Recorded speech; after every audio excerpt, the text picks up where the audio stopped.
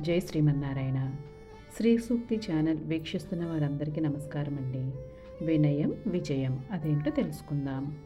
గోరంతలను కొండంతలు చేసి చెప్పేవారిని లోకంలో చూస్తుంటాం. ఆవగింజంత ప్రతిభను తాటికాయంత చేసి చెప్పుకునే వాళ్ళు ఉన్నారు.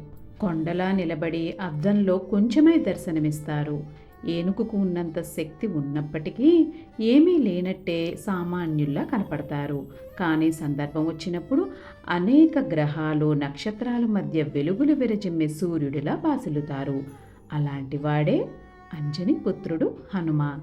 తనకెన్ని శక్తి సామర్థ్యాలున్నా వినయమే ఆయనకు అలంకారమయ్యింది. రావణ యుద్ధంలో కుంభకర్ణుడు మరణించిన తర్వాత ఇంద్రజిత్తు వీరవిహారం చేశాడు. రాక్షస మాయలు అస్త్రాలు ప్రయోగించి వానరసేనను ముప్పు తిప్పలు పెట్టాడు. చివరికి బ్రహ్మదేవుడికిచ్చిన శక్తివంతమైన దివ్యాస్త్రాన్ని ప్రయోగించి రామలక్ష్మణులతో సహా వానరసేనంతా మూర్ఛపోయేలా చేశాడు. రాక్షసుడు కాబట్టి విభీషణుడి మీద అస్త్ర ప్రభావం పడలేదు. వానరుల్లో ముందు స్పృహలోకి వచ్చింది జాంబవంతుడు. కళ్ళు తెరవగానే హనుమ క్షేమమేనా అని అడిగారు. రామలక్ష్మణులను విస్మరించి హనుమ క్షేమాన్ని ప్రశ్నించిన జాంబవంతుడి తీరుకు ఆశ్చర్యపోతాడు విభీషణుడు. హనుమ జీవించి ఉంటే చాలు, అతడే లేకపోతే యుద్ధం మీద ఆశ వదులుకోవాలి అంటాడు జాంబవంతుడు. అది కదా ఆంజనేయుడి శక్తి. అంతటి హనుమ కూడా సముద్రాన్ని దాటి త్రికూట పర్వతం మీద నిలబడి లంకలోని భవనాలు మహారక్షణ వ్యవస్థను చూసి క్షణకాలం విస్తుపోయాడు. రాక్షసులను జయించడం కుదురుతుందా అని సందేహించాడు. సామదాన భేద దండోపాయాలేవి ఫలించనంత బలమైన వ్యవస్థ రాక్షసులకు ఉందని, ఎవరికీ లొంగనంత గొప్ప స్థితిలో ఉండటం వాళ్ల బలమైతే తనతో పాటు అంగదుడు, నీలుడు, సుగ్రీవుడు మాత్రమే లంకలోకి ప్రవేశించగలిగిన సమర్థులు కావడం తమ బలహీనత అనుకున్నాడు.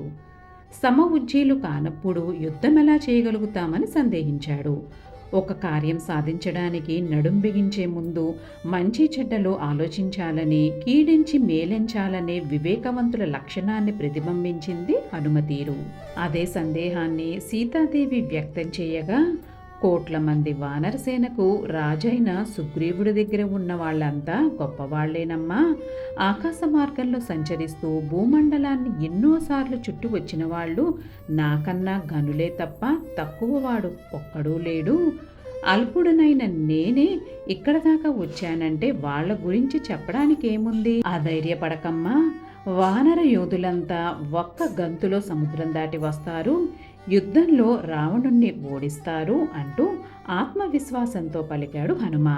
ఆ మాట సీతమ్మ వారిలో సడలిపోతున్న ధైర్యాన్ని నిలబెట్టింది.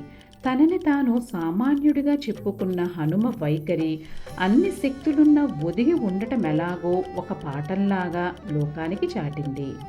రామ భక్తిని చాటడంలో ఉన్నతుడు, ఉత్తముడు, ధైర్య సాహసాల్లో అసాధారణుడు, సేవలో అసమానుడు హనుమ. ఆయన మార్గంలో నడిచే వాళ్లను విజయాలు వరిస్తాయి. కర్తవ్య పాలన పట్ల సుముఖత ఏర్పడుతుంది. సానుకూల శక్తి సిద్ధిస్తుంది. జీవన గమ్యాన్ని చేరుకునే వరకు అదే తోడుగా వస్తుంది. జై హనుమాన్. జై శ్రీరామ్. సర్వం శ్రీకృష్ణార్పణమస్తు. లోకా సమస్త సుఖినో భవంతు.